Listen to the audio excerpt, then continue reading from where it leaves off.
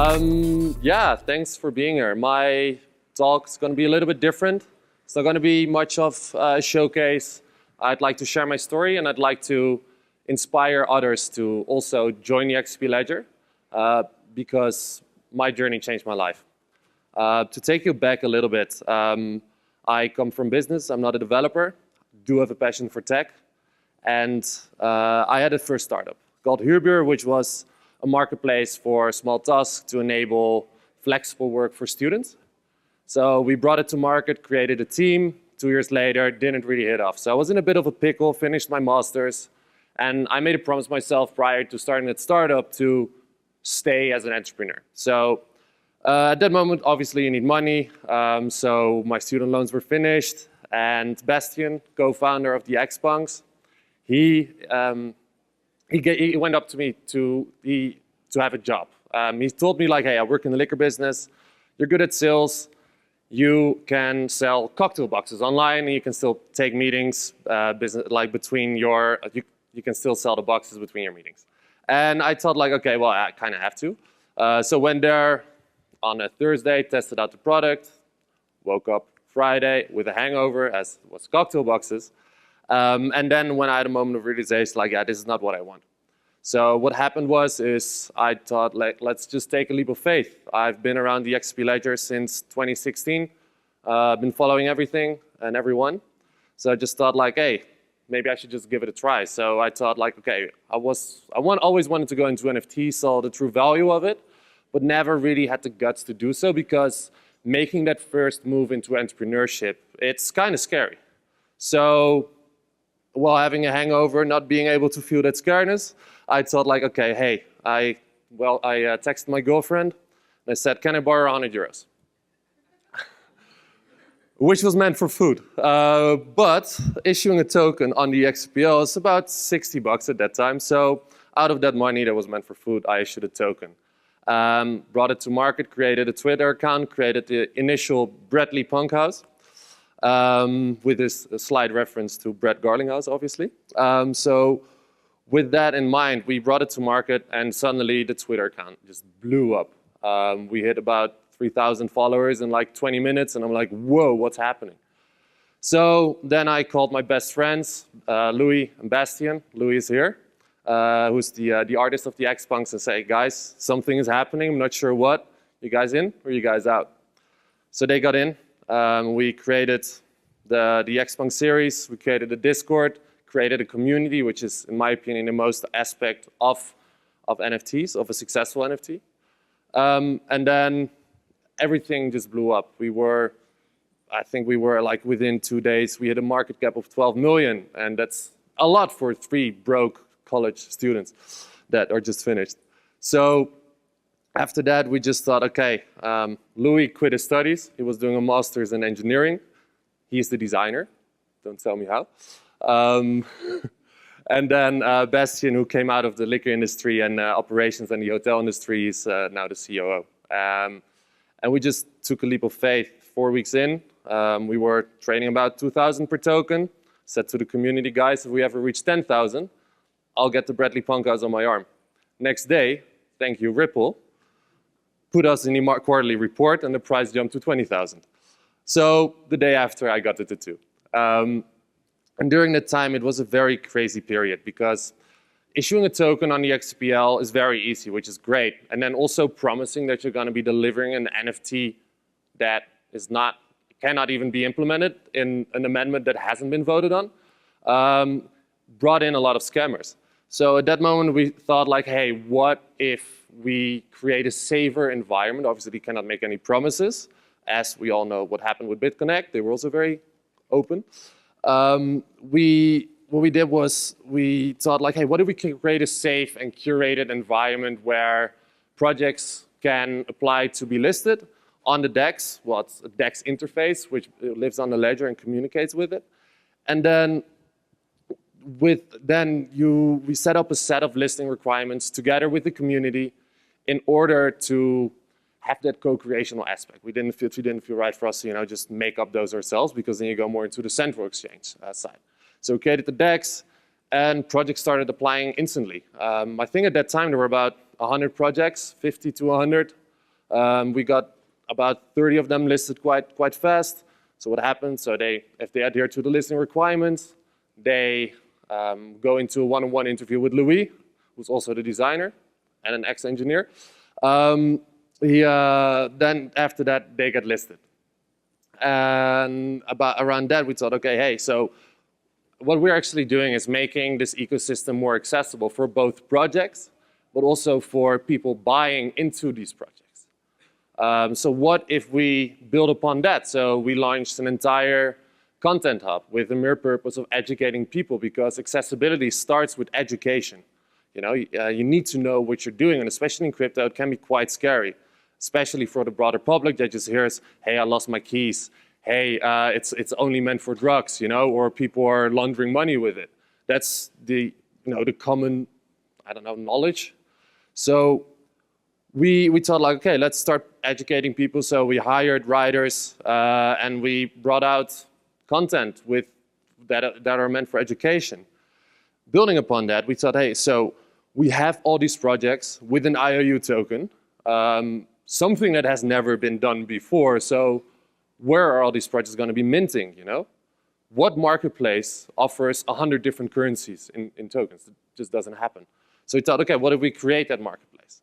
So we built around a team that we did an IDO, went very successful, especially in the market. It was currently then, I think like the day we announced our IDO, XRP went like from 110 till 60 cents or something. So it was quite scary, but everything went well.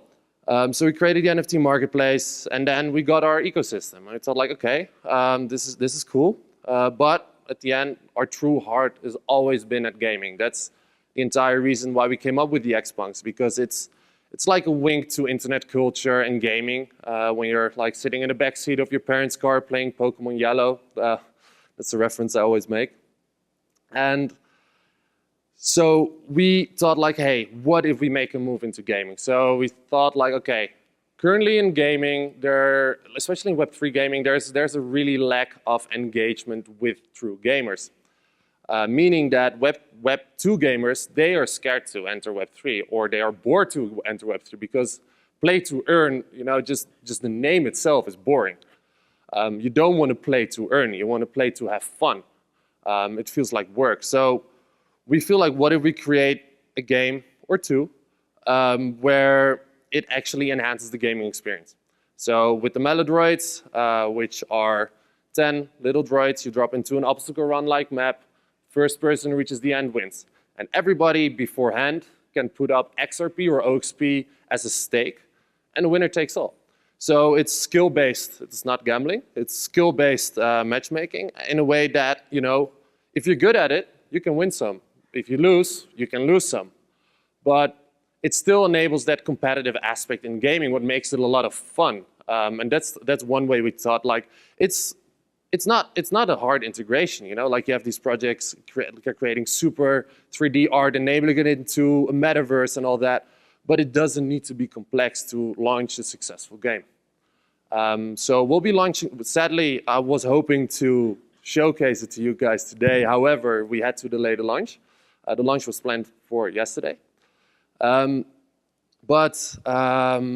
Yeah, we're very confident that this mechanism enables the gaming experience and also really dives into the esports kind of things, you know, like how cool is it if you can see, I don't know, a group of your best favorite esporters to put up 10,000 XRP at stake, and you're just sitting here like, who's going to win, you know? That is awesome, I think. And then another thing what we want is Eden. I cannot say anything about that. I saw that a lot of people were like, think like, is he going to say it? No, I'm not going to say it. But I'm going to give you a little bit of a rundown of what we want to achieve for Eden, which is, again, what I say. We want to create a Web 2 game with a Web 3 integration where it makes sense. And it makes sense in the form of ownership of assets. For example, Fortnite. Fortnite is a game where there are skins, you have dances, you have other stuff that you can hold. But if you can actually own those assets, you create an economy. And that is the cool thing about NFTs. You can create an in-game sustainable economy where it makes sense. And that's how I feel like how blockchain shouldn't drive games, but it should enhance the gaming experience. And then moreover, that's a gaming topic. Also with OnXRP, we thought that, so we've been to many crypto events. One thing that always we see happening is that all crypto or all blockchains are very siloed and tribalistic, even though that should not be the case, in my opinion, because true mass adoption is when you have an interoperable ecosystem where everybody is welcome everywhere. So how David Schwartz always says it, you got to lift the walled gardens in order to enable mass adoption. And that's what we tried to do also with on AVAX. We created a bridge together with multi-chain, and where we were able to enable DeFi, something that hasn't happened yet on the XRPL, sadly, through an EVM compatible chain. So we are now bridging over XRPL native assets over to the Avalanche network to enable DeFi. And also help these projects to create more value around their tokens. And I think that's the way where it all should go. Interoperability, obviously the XRPL at heart, won't forget that. And yeah, that's what I wanted to share. And also we're gonna be announcing something now, which I'm very excited about, with a very cool company, if you ask me. I'd like to ask Greg to come on stage with me.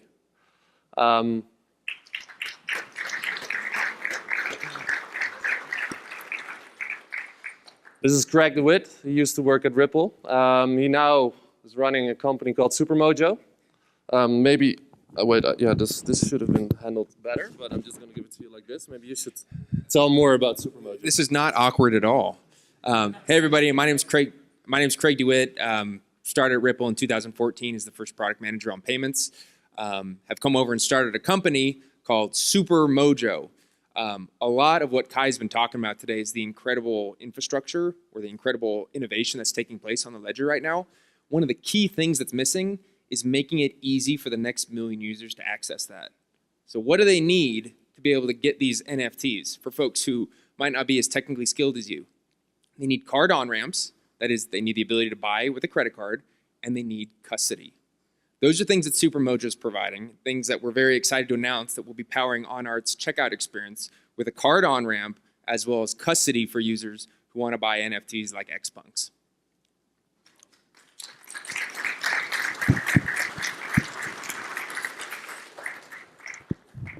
So yeah, back to our accessibility ethos. SuperMojo is a great example. We want to make blockchain accessible for everyone, and one way to do that is through a seamless experience. That's why we focus on UX and UI so much. For example, the OnXRP NFT marketplace that's going to launch probably on Thursday, Wednesday after XLS 20 is live, which we've all been waiting for so goddamn long.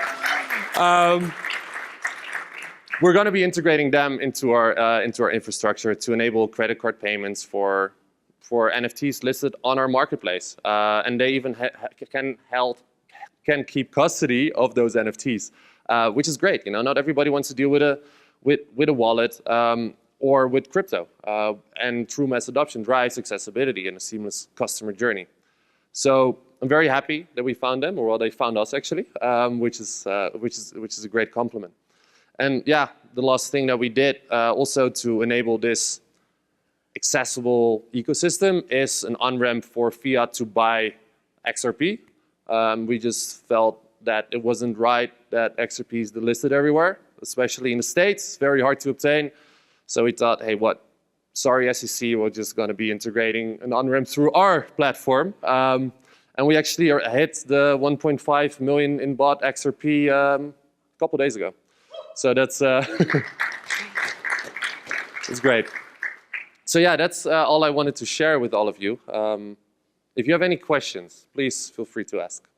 Just not about Eden.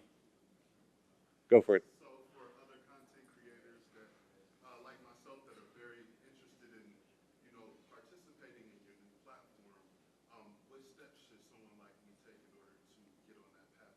Yeah, great question. So to give you guys all a reference, so what should you do as a project owner or an individual artist to get on XRP?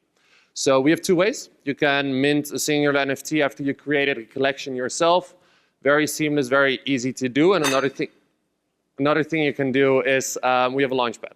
So this is more meant for like larger series because you don't want to be minting one NFT if you have 10,000 of them, like one by one by one. So you can apply for a launchpad, it's a very seamless experience, very, very much better than on EVM chains because you don't have to deal with custom smart contracts.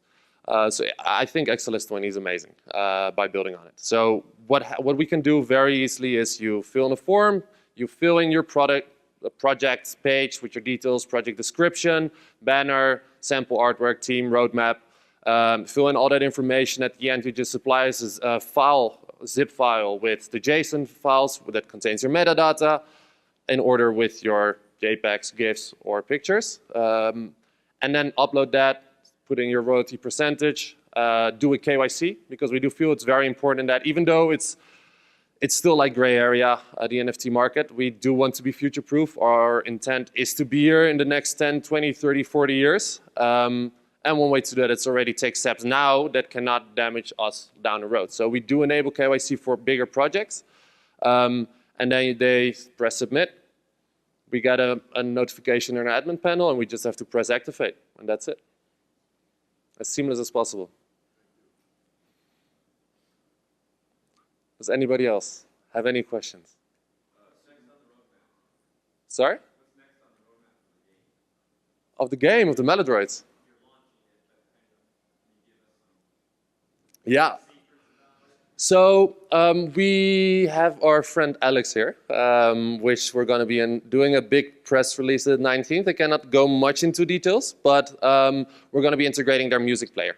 So we'll be able to subscribe to their music player and listen to songs while playing the game. And one thing we also want to do that I'm not sure if I'm allowed to say it, but I'm just going to do it, is that we're going to be doing an NFT series around the Melodroids as well. And integrating those into the game, create your own digital identity in the game, get more maps out there, more game modes.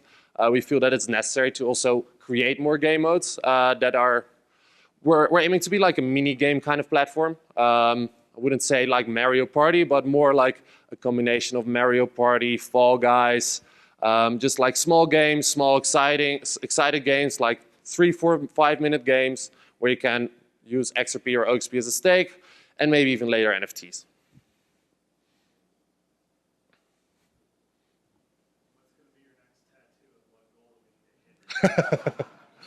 I think for OXP I said one XRP per token. Well, I can lower that to 50, to 0.5. I was almost this close to get it during consensus because we were in a bar and there was a tattoo shop in the bar, but Louis stopped at the last moment.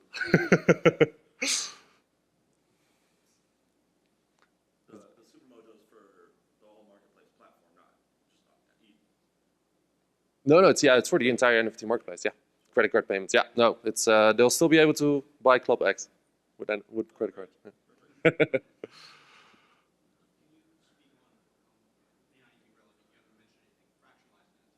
Fractionalized NFTs. So fractionalized NFTs is still a tricky part in regards to regulation because it's shared ownership and it's also not. So it's weird. There is not really like a clear, definite framework around it. But I do think that fractionalized NFTs are very cool, especially when Xpunks hit 20,000, you know, we aim to build an accessible ecosystem, but a 20,000 price is not very accessible for everyone. So we wanted to fractionalize it, be able to fractionalize it. And then anybody can own it, you know. There's numerous ways around it. You can do it in vaults, where you can just basically buy a fungible token that gives you access to the vault.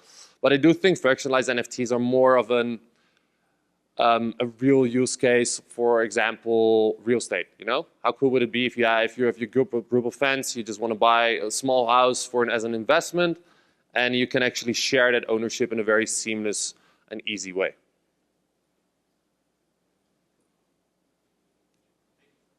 You're welcome. Does anybody else have any questions? We still have 5 minutes, so feel free to ask.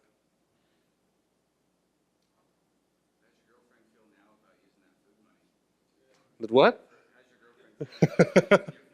She's pretty happy. She's pretty happy. The funny part was actually that a community member said, was it like, I think we were like 3 weeks in, like, hey, did you ever pay back your girlfriend? I'm like, oh shit, I actually didn't. Just completely forgot.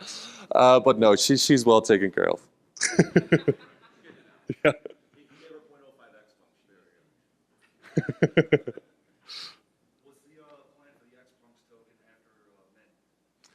The plan for the XPunk token. So this is also unannounced yet, but what we want to do is everybody that mints in a certain period of time, so redeems their XPunk token for the NFT, that they'll get like, how do you say that? It's not screenshot, snapshot it, so that we know which wallet redeemed their token, and they'll have like a little present. In a way that they have access to something that others might have not, or access to something before others have that. But we do want to promote redeeming your token as much as we can, because it is an untouched economy. Nobody really understands what will happen. Like I said, it has never happened before. So you'll have your NFT average price, you have your floor price, you have your volume, but you also have your token volume, your token price, and your token average, and the token it's just very fluctuative. An NFT that's for sale is different because it's just there. It's not like liquid. So yeah, we're gonna be telling all our partners and projects that are working with us to really promote the fact that people should use their IU as soon as possible. I haven't heard of any projects that are looking to utilize their IOU. But I do think it's for the best that everybody just mints as soon as possible, and have a great NFT experience that is happening soon. I can't wait. The 8th of October we launched the XPunks, and it's now the 13th, so almost a year. It still feels like kind of unreal building for so long. Club X is here, he knows. I see. So it's I saw the XBots also. I don't know if I see him here, but I saw them a couple of days. Yeah, there you are. And yeah, no, they've all been around since like October, November. So nobody can wait anymore. It's been a long time, and it feels unreal that it's finally happening. And I hope it's going to be a smooth transition. And we will do everything in our power on XRP to not launch everything at once. We actually built something in it to enable minting on the buy, so we don't have to pre-mint 10,000 series. When somebody buys an NFT from the launchpad, it gets minted on the spot, which enables less friction on the ledger itself, and also spreading it out. We have about, I think, 80 projects that are going to be launching with us, so it's quite a few, and it needs to be spread out a little bit because the health of the ledger is our main priority, and we will monitor closely after everything is implemented. Well, if there's no more questions, I'd like to thank everybody for coming here.